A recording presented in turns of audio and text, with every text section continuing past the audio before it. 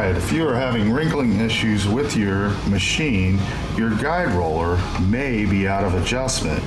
On a RoofOn edge, your distance between the rocker arm and the edge of your guide roller should be 10 millimeters.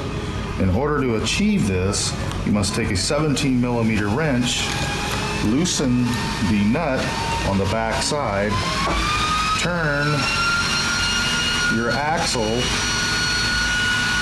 until you have achieved your 10 millimeter distance between the edge of the guide roller and the edge of your rocker arm. Once you have that, tighten your 17 millimeter nut back down, and this should take care of any wrinkling issues that you may be having.